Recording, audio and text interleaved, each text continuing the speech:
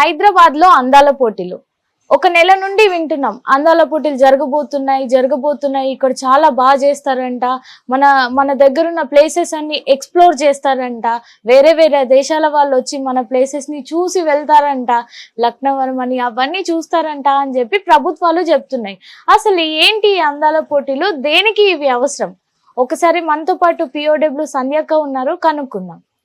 అక్క చెప్పండి, అసలు అందాల పోటీలు అంటే ఏం లాభం, ఏం నష్టం? అంటే అందాల పోటీలు వలన వ్యాపారవేత్తల కంటే అది కూడా బహుళజాతి కంపెనీ, ఏదో మన స్థానిక ఉత్పత్తులకని కాదు, ఇంటర్నేషనల్గా అంతర్జాతీయంగా మార్కెట్ పెంచుకోవడానికి ఉపయోగపడేవే అందాల పోటీలు. అంటే సామ్రాజ్యవాదులు తమ మార్కెట్ల విస్తరణ ఎక్కడ అవసరమో అక్కడ సాంస్కృతికంగా కూడా ఇన్ఫ్లుయెన్స్ చేయడానికి సాంస్కృతిక సామ్రాజ్యవాదాన్ని బాగా వ్యాప్తి చేశారు. అందులో భాగంగా ఏ బట్టలు వాడుకోవాలి, ఏ ఫుడ్ తినాలి, ఏ రకంగా ఉండాలి, ఇవన్నీ కూడా డిజైన్ చేయబడింది. ఇప్పుడు మిస్ వరల్డ్ పోటీల్లో అందగత్తెలు ఏ కొలతల్లో ఉండాలి, ఏ రకమైన ఫుడ్ కల్చర్, మిగతా కల్చర్స్ కలిగి ఉండాలి, ఇవన్నీ కూడా దాంట్లో డిజైన్ చేయబడినవి. ఇకపోతే మనం చరిత్ర చూసినా కూడా సామ్రాజ్యవాదులకి మార్కెట్ల విస్తరణ ఎక్కడ అవసరం ఉందో అక్కడే అందాలు గుర్తించారు, అక్కడే అందం తేలింది, అక్కడే కిరీటాలు పెట్టారు. చరిత్రలోకి వెళ్ళి చూసినా కూడా వరుసగా దక్షిణాఫ్రికా అందాల ఉత్పత్తుల్లో తెల్లగా ఉండడమే అందము అనే ఆ తెల్లగా అవడం కోసం క్రీములు ఇవన్నీ మాట్లాడతారు. కానీ దక్షిణాఫ్రికా మార్కెట్ కోసం దక్షిణాఫ్రికాలో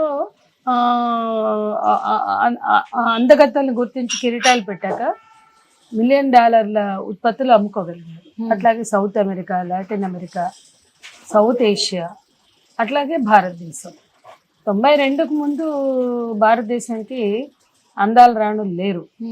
66లో రీటా ఫారియా, డాక్టర్ రీటా ఫారియా 66లో మొట్టమొదటి మిస్ వరల్డ్ కిరీటం పొందిన ఆమె ఒక డాక్టర్ కూడా. ఓకే. కానీ ఆమెని వియత్నాంలో యుద్ధం వియత్నాంలో చేస్తున్న ఒక అన్యాయమైన అధర్మమైన యుద్ధంలో అమెరికా చేస్తున్నటువంటి చోట అమెరికన్ సైన్యాన్ని ఎంటర్టైన్ చేయడానికి ఈమెను వెళ్ళమంటే, అసలు మిస్ వరల్డ్ పోటీలో నేను సరదాగా వచ్చి పోల్గొన్నాను, ఈ కిరీటం పెట్టుకుని నేను పోయి అక్కడ అమెరికన్ సైన్యాన్ని ఎందుకు ఎంటర్టైన్ చేస్తే నాకు అవసరం లేదు అంటే, అలాంటప్పుడు నీకు మిస్ వరల్డ్ కిరీటం కూడా మేము వెనక్కి తీసుకుంటామంటే తీసుకోండి అని ఇచ్చి పడేసింది. అట్లా మొట్టమొదటి భారత మిస్ వరల్డ్ అంటే భారతదేశంలో మిస్ వరల్డ్ దక్కిన మొట్టమొదటి మహిళ తన కిరీటాన్ని త్యజించింది. మళ్ళీ 94 వరకు భారతీయ మహిళల్ని గుర్తించాల. కానీ నూతన ఆర్థిక విధానాలు ప్రారంభమయ్యాక ఇక మార్కెట్లు ఓపెన్ అయినాయి. భారతదేశ మార్కెట్లు నూతన ఆర్థిక విధానాలతోటి ఓపెన్ అయింది. ఆ ఓపెన్ అయిన మార్కెట్లలోకి ఎంటర్ అవ్వడం కోసం మళ్ళీ సడన్ గా ఒకే సంవత్సరం Aishwarya Rai, Sushmita సేన్లని miss world, miss యూనివర్సల్గా గుర్తించి అప్పటి నుంచి కొన్ని వేల కోట్ల ఉత్పత్తులని ఇక్కడికి దించారు. సరే, అట్లా పెడితే అసలు మార్కెట్ల విస్తరణలో భాగంగా ఇంతకాలం బహుళజాతి కంపెనీలు, గతంలో అమితాబ్ బచ్చన్ కార్పొరేషన్, భారతదేశంలో మొదటిసారి మిస్ వరల్డ్ ఎప్పుడు జరిగిందంటే అమితాబ్ బచ్చన్ కార్పొరేషన్ నిర్వహించింది 96లో. అంతకుముందు ఎప్పుడు ఇండియాలో జరగల. భారత మహిళలకు 94లో వచ్చాయి ఒకే సంవత్సరం. 2 ఏళ్ల తర్వాత మన దేశంలో జరిగాయి. ఇక 96, 97 యుక్తా మొకి, డయానా హెడెన్, మానుషి చిల్లర్ వరకు మిస్ వరల్డ్లు వస్తూనే ఉన్నారు. అలాగే సుష్మితా సేన్ నుంచి సంధు వరకు మిస్ యూనివర్సల్ కూడా వస్తూనే ఉన్నారు. అయితే భారతదేశంలో మార్కెట్లు పెంచుకోవాలి లేదా భారతదేశాన్ని ఇన్వాల్వ్ చేయాలి ఈ ప్రోడక్ట్స్ని డెవలప్ చేసుకోవడం అనుకున్నప్పుడల్లా తీసుకొస్తూ వచ్చారు. ఇంకో విషయం ఏంటంటే, భారత పాలకుల అధికారంలో ఎవరున్నా సామ్రాజ్యవాదులకి జీ హుజూర్ జో హుకుం అనేవాళ్ళే. ఇప్పుడున్న భారతీయ జనతా పార్టీ మాట్లాడడానికే హిందూ సమాజం, భారతీయ సంస్కృతి మాట్లాడితే వాలంటైన్స్ డే రోజు ఎందుకు మీరు ఆ జంటలకు అట్లా పెళ్లిళ్ళు చేస్తున్నారంటే, మన సంస్కృతి కాదు పార్కుల్లో తిరగడం, అందుకని మేము చేసేస్తాం, మా భారతీయ సంస్కృతిని వాళ్ళు గౌరవించాలా, అందుకే మేము పెళ్ళిళ్ళు చేసేస్తాం అంటే. ఏ సంస్కృతిలో అయినా పెళ్ళి యువతి యువకులు వాళ్ళు నిర్ణయించుకోవాలి, వాళ్ళ కుటుంబాలు నిర్ణయించుకోవాలి. ఈ కాషాయ మొక్కలు కోతి మొక్కల్లాగా ఈ బజరంగ దళ్ వాళ్ళు పోయి వాళ్ళు చేస్తారు పెళ్ళిళ్ళు. అదేమంటే మన సంస్కృతి కాదు, విదేశీ సంస్కృతి అంటారు. వాళ్ళు ఎవరో ముద్దులు పెట్టుకుంటే మన విదేశీ సంస్కృతి అంటారు. మరి వీళ్ళు ఒక్కడు కూడా ఎందుకు నోరిప్పాడు, ఒక్కడు కూడా ఎందుకు వ్యతిరేకించాడు? ఇది 72వ ఎడిషన్ మన తెలంగాణలో జరుగుతుంది. 71వ ఎడిషన్ ముంబైలో జరిగింది. RSS head quarter Nagpur, BJP RSS శివసేనలు అధికారంలో ఉంటాయి. శివసేన మొన్నటిదాకా ఉంటుంది, ఇప్పుడు బీజేపీ ఉంటుంది. మరి ముంబైలో ఎట్లా చెప్తారు? మీ సంస్కృతి ఏమైంది? మీరు పొద్దున్న లేస్తే వల్లించే భారతీయ సంస్కృతి అంటే ఎవడో పబ్లిక్ ముద్దులు పెట్టుకుంటే సంస్కృతి కాదని సావగొట్టారే. వాలంటైన్స్ డే మంది కాదని పెళ్ళిళ్ళు చేస్తున్నారే. వాలంటైన్స్ డేలు, మదర్స్ డేలు, ఫాదర్స్ డేలు అవి కూడా వ్యాపార సంస్కృతిలో భాగమే. అట్లాగే అందాల పోటీలు కూడా అందులో భాగమే. ఇది మాత్రం ఎందుకు అవసరమని భావిస్తున్నారు అంటే భారతీయ పాలకులు సామ్రాజ్యవాదులకి తొత్తులు. బీజేపీ ఉండని, ఇంకెవడైనా ఉండని, మీరు పొద్దున్న లేస్తే జనాల్ని ఫూల్స్ చేయడానికి, ఉల్లు చేయడానికి, వాళ్ళని వెర్రివాళ్ళని చేయడానికి ఈ భారతీయ సంస్కృతి ఏదో మాట్లాడతారు. హిందూ సంస్కృతి నిజంగా సంస్కృతి పట్ల వీడికి ప్రేమ ఉంటే ఈ పోటీలు ఏవి భారతీయ సంస్కృతిలో భాగం కాదు అనేది అర్థం చేసుకోవాలి. బికినీ కంటెస్ట్ ఒకప్పుడు మిస్ వరల్డ్ పేరు ఖాయం చేయడానికి ముందు బికినీ కంటెస్ట్ కానీ జరిగాయి 1950s లో. ఆ కాలక్రమేణా వాటిని మిస్ వరల్డ్ గా ఒక కంపెనీగా పెట్టి అనేక దేశాల సౌందర్య ఉత్పత్తుల వాళ్ళందరూ కలిసి నిర్వహించడం మొదలు పెట్టారు. ఇది మొత్తం మార్కెట్ ప్రయోజనాలు. అంటే ఇది అందము, ఇలా ఉండడమే అందము, ఈ స్టైల్స్ లో ఉండడమే అందము, ఈ రకంగా బిహేవ్ చేయడమే అందంలో భాగము. ఇవన్నీ కూడా నియంత్రణలో భాగమే. ప్రతి దేశానికి ఒక సంస్కృతి ఉంటుంది. ప్రతి దేశంలో వేష భాష వస్త్రధారణలతో పాటు వాళ్ళ శరీర సౌష్ఠవాలు కూడా ఉంటాయి. వాటన్నిటినీ కూడా నియంత్రించడం అంటే అదొక సౌందర్యాత్మక హింస. వస్తువులు ఉత్పత్తి చేసుకోవడానికి మనుషుల్ని నియంత్రించదు. ఈవేళ ఈ అందం పేరుతో జరుగుతున్న హింస అది మామూలు హింస కాదు. దాన్ని మనం మానవీయ కోణంలో కనుక వెళ్ళి చూస్తే చాలా చాలా విధ్వంసాలు కనపడతాయి. ఆ పలానా లిప్స్టిక్ పెట్టుకోకపోతే, పలానా రకంగా లేకపోతే అది కల్చర్ కాదు. ఆ కల్చర్ని అందుకోవడానికి కష్టపడి పిల్లల్ని చదివించే తల్లిదండ్రులు తమ పిల్లలు ఆ కల్చరు లేకపోతే ఆ సంస్కృతి లేకపోతే అది ఏదైనా కావచ్చు, అది హుక్కా కల్చరా, గంజాయా, లేకపోతే సౌందర్య ఉత్పత్తుల, లేకపోతే వినియోగదారి సంస్కృత, మార్కెట్తో పోటీ పడేటువంటి ప్రపంచంలో ఆ పిల్లలు తాము ఎదుగుతున్న క్రమంలో ఎదుర్కొనేటువంటి సంక్షోభం ఇవన్నీ ఇందులో భాగమే. ఇక ఈ అందాలకు సంబంధించి నిజంగా అందం అనే దాన్ని వాళ్ళు క్రైటీరియాగా తీసుకున్నారంటే ప్రపంచంలోనే ఫ్యాషన్ క్యాపిటల్ ఫ్రాన్స్. అదొక ఫ్యాషన్ దేశం. ప్యారిస్ ప్రపంచ రాజధాని ఫ్యాషన్. మరి అక్కడెందుకు అందాల పోటీలు జరగవు? అక్కడెందుకు కిరీటాలు పెట్టరు? అందం అనే దానికి ఒక మోడల్స్ లేదా అందం అనే దానికి అదొక ఏమన్నారు కేంద్రం. ఫ్యాషన్ రాజధాని అంటారు. ఇప్పుడు ఒక్కొక్క దేశానికి ఒక్కొక్క గుర్తింపు ఉంటుంది. ప్యారిస్ కంటేనే ఫ్యాషన్స్ కి గుర్తింపు. అట్లాంటి చోట అందాల రాణులు ఉండరు, పోటీలు ఉండవు, కిరీటాలు ఉండవు. ఎందుకు ఆఫ్రికా లాంటి దేశాల్లో, అనేక వెనుకబడిన దేశాల్లో ఎందుకు పెట్టారు అంటే అక్కడ తమ మార్కెట్ని తీసుకెళ్ళడానికి అనేది. అది భారతీయ పాలకులు ఎందుకు గుర్తించారు? అదొక సంస్కృతి కబళించడమే కాదు, అన్ని విధాల స్త్రీల వ్యక్తిత్వాలని హరించడం. స్త్రీల అందం అనేది కేవలం వీళ్ళు పెడుతున్న పోటీలు, పెడుతున్న పారామీటర్స్లోనే ఉండదు. అందం అనేది అనేక రూపాల్లో భావిస్తారు. అది వాళ్ళ ఫీలింగ్స్లో ఉంటుంది, అది వాళ్ళ వ్యక్తీకరణలో ఉంటుంది, అది వాళ్ళ వ్యక్తిగతమైన ఇష్టం. మార్కెట్ నియంత్రించాల్సిన అవసరం లేదు. ఇకపోతే అసలు ప్రభుత్వం నిర్వహించడం ఏంటి? గతంలో అమితాబ్ బచ్చన్ కార్పొరేషన్ చేసిన బెంగళూరులో. మరి ఇక్కడ ప్రభుత్వం ఎందుకు నిర్వహిస్తుంది? ప్రపంచంలో ఎక్కడ చేసినా కూడా ఆయా దేశాల్లో కొన్ని కంపెనీలు స్పాన్సర్ చేయడం చూసాం, లేదా కొన్ని కంపెనీలు నిర్వహించడం చూసాం. పెద్ద పెద్ద బహుళ జాతి సంస్థలు నిర్వహించడం చూసాం. ఇక్కడ తెలంగాణకి ఇవాళ ఒక ఎంఎన్సీ అవతారం ఎత్తాల్సిన అవసరం ఏంటి? పోరాడి సాధించుకున్న తెలంగాణలో తెలంగాణ మహిళల ఆకాంక్షలు ఎన్నో ఉన్నాయి, కానీ ఈ అందాల పోటీలు అయితే కాదు. అవును, ఖచ్చితంగా చెప్పగలను. అవును. తెలంగాణ పోరాటంలో ప్రముఖ పాత్ర పోషించిన ఒక సంఘంగా, ఆ సంఘానికి నాయకురాలుగా తెలంగాణ మహిళల ఆకాంక్షలు ఈ అందాల పోటీలు అనేది కాదు అని మేము స్పష్టంగా చెప్పగలుగుతాం. మీరు ఉచితంగా వేసే బస్సుల్లో ప్రయాణిస్తున్న మహిళల్ని అడిగి చూడండి, ఈ కంపల్సరీ ఈ అందాల పోటీల వల్ల మాకు గౌరవం పెరిగింది, మాకు గుర్తింపు పెరిగింది, మేము చాలా గర్విస్తున్నామని చెప్తారేమో, ఒకసారి అడిగి తెలుసుకోండి.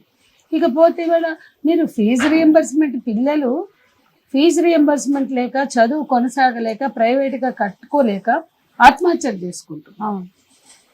ఇవాళ 27 కోట్లు మీరు కేటాయిస్తామంటున్నారు. ఆ 27 కోట్లతో కొంతమంది విద్యార్థుల జీవితాలను మీరు సేవ్ చేయొచ్చాము ఆ ఫీజు రియంబర్స్మెంట్ కట్టడం ద్వారా. అంటే ఎక్కడ అసలు పాపం జీవితం అంతా ఉద్యోగం చేసి రిటైర్ అయిన వాళ్ళకి పెన్షన్స్ ప్రతి నెల సక్రమంగా రావట్లేదు. వృద్ధాప్య పెన్షన్స్ లేవు, ఒంటరి మహిళల పెన్షన్స్ లేవు. ఒంటరి మహిళల పెన్షన్స్ ఇవ్వకుండా స్త్రీల జీవితాల్లో అనేక సమస్యలు ఉంటే వాటికి రూపాయి ఖర్చు పెట్టే చేతగాక మీరు ఇవాళ అందాల పోటీలతో గర్వించండి. ఎవరికి కావాలి అందాలు? ఆ పోటీలు ఎవరికి కావాలి? ఆ క్యాట్ వాక్లు ఎవరికి కావాలి? దాంట్లో చేనేతను గుర్తిస్తామంట. ఇక్కడ ప్రభుత్వాలు ఏం చెప్తున్నాయంటే మేము ఎక్స్ప్లోర్ చేస్తున్నాం, అయితే ప్రతి దేశానికి ఇప్పుడు తెలంగాణ అంటే ఎక్కడుందో తెలుస్తుంది అని చెప్తున్నాయి. తెలంగాణ ఎక్కడో తెలంగాణ పోరాటంలోనే తెలుసు ప్రపంచంలో అన్ని దేశాలకి. ఒక దేశంలో, ఒక ప్రాంతంలో సబ్బండ వర్ణాలు, జాతులు, మొత్తం ప్రజానీకం అంతా రాష్ట్రం కోసం పోరాడడం అంటేనే తెలంగాణ అంటే తెలుసు. అట్లాగే తెలంగాణ ఇవాళ హైదరాబాద్లో అనేక అంశాలు ఉన్నాయి. చార్మినార్ ఎక్కడుందో ప్రపంచంలో ఎవరిని అడిగినా, ఇప్పుడు అందాల పోటీలు ఎక్కడ జరిగాయి అంటే హైదరాబాద్లో జరిగాయని ఎక్కువ మంది చెప్తారా? చార్మినార్ ఎక్కడుంది అంటే తెలంగాణలో ఉంది, హైదరాబాద్లో ఉంది అనేది ఎక్కువ చెప్తారా? అట్లాగే మీరు ఇండస్ట్రియల్ డెవలప్మెంట్కి ఎక్స్పోలు పెట్టండి. అనేక అంతర్జాతీయ వేదికలకి హైదరాబాద్ ఆతిథ్యం ఇస్తుంది. మన మాదాపూర్ కానీ, హైటెక్స్ కానీ, ఎందుకంటే చాలా అభివృద్ధి పథాన్ని ఉంది. భారతదేశంలో బెంగళూరు, ముంబై, కలకత్తా లాంటి, ఢిల్లీ లాంటి నగరాలకు ధీటుగా హైదరాబాద్ ఎదుగుతోంది. ఇందులో అందాల పోటీలతోటే మీరు గుర్తింపు పొందాల్సిన అగత్యం లేదు. మీరు టెక్నాలజీ కానీ, ఇప్పుడు ఎన్నో ఇంటర్నేషనల్ సమ్మిట్స్ జరిగాయి, మీటింగ్స్ జరుగుతున్నాయి, ఇంటర్నేషనల్ కన్వెన్షన్స్ జరుగుతున్నాయి. వాటన్నిట్లలో కూడా గుర్తింపుని పొందొచ్చు. అట్లాగే మన చేనేతని ప్రమోట్ చేయడానికి, మన టూరిజంని ప్రమోట్ చేయడానికి చాలా ఉన్నాయి. రాజస్థాన్ లాంటి వాళ్ళు కూడా టూరిజం వీళ్ళు అగ్రభాగాన్ని ఉన్నారు. మన టూరిజం ప్రమోట్ చేయడానికి రకరకాల ప్రణాళికలు మీరు రూపొందించుకోవచ్చు. మన చేనేతని కానీ, మన హ్యాండీక్రాఫ్ట్స్ కానీ, మన ఫుడ్స్ ఏదో చెప్తున్నారు, తెలంగాణ వంటలకు కూడా గుర్తింపు చేస్తారు. ఎవరు వచ్చి అందగత్తలు తిండి, అందగత్తలు అంటేనే వాళ్ళు చాలా కంట్రోల్గా తింటారు. మన పిండి వంటలు, మన సకినాలు, మన అప్పాలు, మన సర్వపిండి తింటారా? పిచ్చి ఎవరికన్నా వెర్రుందా, పిచ్చిందా, అమాయకత్వమా, ఎందుకు మాట్లాడుతున్నారో అర్థం కావట్లేదు. తెలంగాణకి ఈ పోటీల వలన వచ్చే గుర్తింపు అంటే పెద్దగా ఉండదు. ఇది ఒక యాక్టివిటీ. ఓకే, ఖచ్చితంగా వ్యాపారం ఉంది, ఇందులో కాదనం. ఒక 120, 130 దేశాల వాళ్ళు వస్తారు, 140 అంటున్నారు. సరే, 120, 140 ప్రపంచంలో ఉండే 190 దేశాల్లో 120, 130 దేశాల వాళ్ళు వస్తారు. మీరు ఒలింపిక్స్ పెట్టండి, ఛాలెంజింగ్ ఏషియాడ్ పెట్టండి, ఇంకా ఎక్కువ ఎంకరేజ్ చేస్తారు, అందరూ సపోర్ట్ చేస్తారు, ఇంకా ఎక్కువ గుర్తింపు వస్తుంది. ఇప్పుడు దేశానికి 120 దేశాలు వస్తే 120 మంది మహిళలే పాల్గొంటారు అక్కడ. 140 అయితే 140. అదే ఏషియాడ్ పెట్టండి, ఒలింపిక్స్ పెట్టండి, ఇంకా ఎక్కువ మంది పాల్గొంటారు. కాబట్టి గుర్తింపు క్రీడల్లో కూడా ఉంది. చాలా వాటిల్లో ఆల్టర్నేటివ్ ఉంది, అవి హెల్తీ. కాబట్టి అందాల పోటీలు మహిళల ఆకాంక్ష కాదు. ఈ కిరీటాల కోసం అర్రులు చేస్తున్నటువంటి స్థితి తెలంగాణ మహిళలకి లేదు. లేదా ఇవాళ తెలంగాణ ప్రజలకి ఒరిగేది కూడా ఏం లేదు. భారతదేశం నుంచి ఒక మహిళ పాల్గొంటుంది, దేశానికి ఒక్కళ్లే పాల్గొంటారు. అందులో ఎవరు కిరీటం పొందుతారు అనే దానికి అంత ఉత్కంఠ తెలంగాణ మహిళ కల్పించాల్సిన అవసరం లేదు. ఇవాళ ఉపాధి లేక, ఉద్యోగాలు లేక, బతుకు లేక, దిక్కు దివాణం లేక చాలా సమస్యలతో తెలంగాణ తల్లడిల్లిపోతుంది. వ్యవసాయంలో రైతుల ఆత్మహత్యలు కొనసాగుతున్నాయి, విద్యార్థులు చనిపోతున్నారు, అసలు హాస్టళ్లలో చదువుకోవడానికి వెళ్ళిన ఆడపిల్లలు ఉరితాళ్లకు వేలాడుతున్నారు. ఇటువంటి స్థితిలో పిల్లల జీవితాల్లో భద్రత లేదు. ముఖ్యంగా స్త్రీలు, ఒక నిండు గర్భిణి జస్ట్ డెలివరీకి వెళ్ళవలసిన సమయంలో భర్త చంపేశాడు అనేది వార్త. అంతకుముందు ఇంకొక అమ్మాయిని అట్లాగే చంపారు. చిన్న పిల్ల 11 ఏళ్ల పిల్ల 6 నెలల ప్రెగ్నెంట్ గా బయటపడింది. ఇట్లా 5 ఏళ్ల పాపం మీద అత్యాచారాలు జరుగుతున్నాయి, రోజు దారుణాలు జరుగుతున్నాయి. స్త్రీలకు భద్రత కల్పించడం చేత కాదు, ఈ అందగత్తెలను తీసుకొచ్చి భద్రత కల్పిస్తారా? ఈ అందగత్తెలతో పరేళ్లు చేయించడం ద్వారా తెలంగాణ ప్రభుత్వానికి వచ్చిన ఖ్యాతి ఏముంది? ప్రజలకి లేదా మహిళలకు ఉన్న ఉపయోగం ఏంటి? మీరు ఆ ఫోకస్, ఆ అటెన్షన్ మిగతా కన్స్ట్రక్టివ్ యాక్టివిటీల మీద పెట్టండి, ప్రొడక్టివ్ గా చేయండి. ఇదేం ప్రొడక్టివ్ కాదు. అందాల పోటీలు అనేది ఉపయోగకరంగా ఒక ఉత్పాదక అంశంగా ఏమి ఉండదు. ఇప్పుడు అందాల రాణులను ఉత్పత్తి చేయకపోతే వచ్చిన నష్టం కూడా ఏం లేదు. కాబట్టి అందము అనేది మార్కెట్ లో వాళ్ళ ఇంట్రెస్ట్లు బట్టి, టేస్ట్ని బట్టి ఇవాళ గూగుల్ వచ్చేసింది. అరిచేతిలో స్వర్గమే కనపడుతుంది. అరిచేతిలో ఏ ఉత్పత్తి కావాలన్నా వాళ్ళు ఓదర కొడుతూనే ఉన్నారు. ఫోన్స్ లో మనం ఫేస్బుక్ ఓపెన్ చేయి, వాట్సాప్ ఓపెన్ చేయి, యాడ్లు వస్తూనే ఉన్నాయి.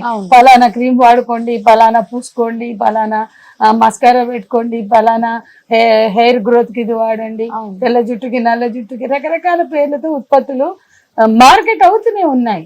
ఇక ఇప్పుడు మళ్ళీ మీరు ఈ పోటీలు పెట్టడం ద్వారా ప్రత్యేకంగా ఏం గుర్తింపు తెస్తారు? దానివల్ల ఉపయోగం అంటే ప్రభుత్వమే పూనుకుంది.